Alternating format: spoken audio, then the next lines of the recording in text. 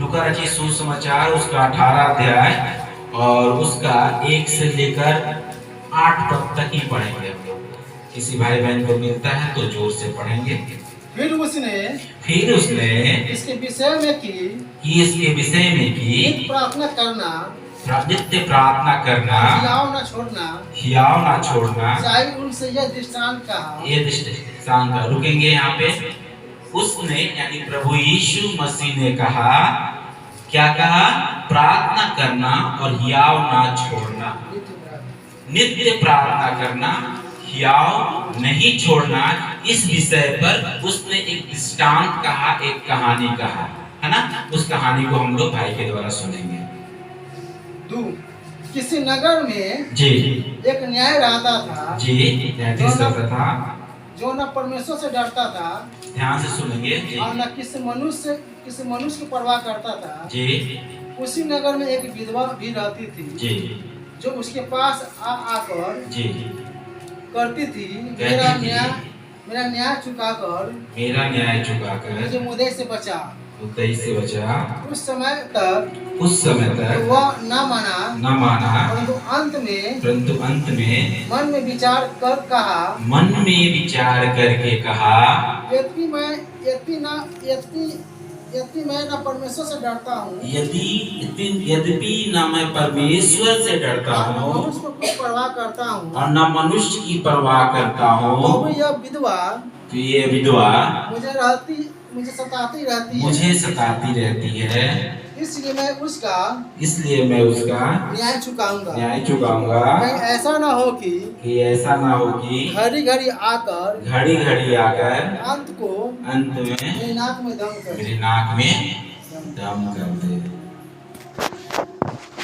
Hallelujah. कहाँ तक पढ़े भाई? 5 पूरा 8 तक पढ़ लीजिए। प्रभु ने कहा, सुनो, यह अधर्मी न्याय क्या कहता है जी। इसलिए क्या परमेश्वर अपने चुने हुओं का न्याय न चुकाएगा, जो रात दिन उसके दुहाई देते रहते हैं। क्या वह उनके विषय में देर करेगा?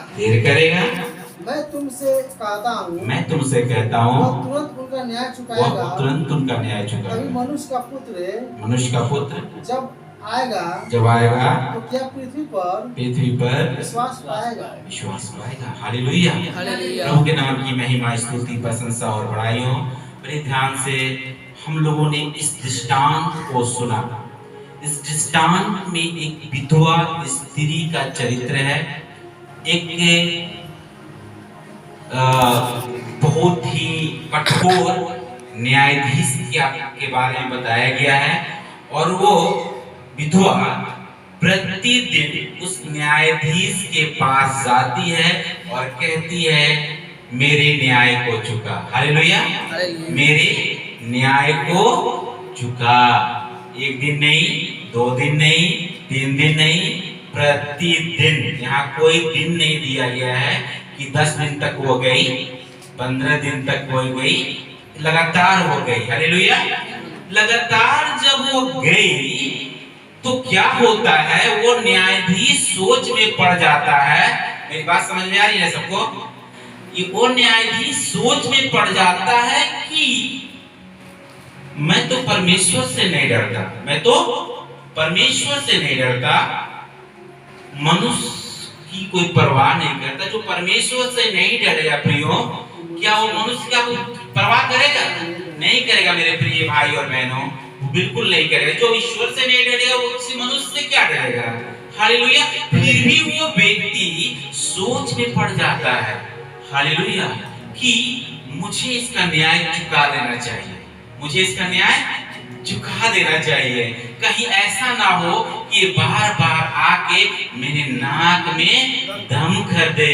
प्रभु कहता है, क्या मैं अपने सुनने वालों को, मेरे सामने जो उपस्थित होते हैं, मुझसे जो प्रार्थना करते हैं, क्या मैं उनके न्याय को ना चुकाऊंगा? हालेलुया। मेरे प्रियो, आप और हम जब आप और हम जब प्रतिदिन परमेश्वर की उपस्थिति में चलते हैं, परमेश्वर के वचन में चलते हैं, परमेश्वर से दिन रात प्रार्थना करते हैं, परमेश्वर कहता है मैं आपके भी न्याय को चुकाऊंगा। हालेलुया, आपकी प्रार्थना को सुनूंगा।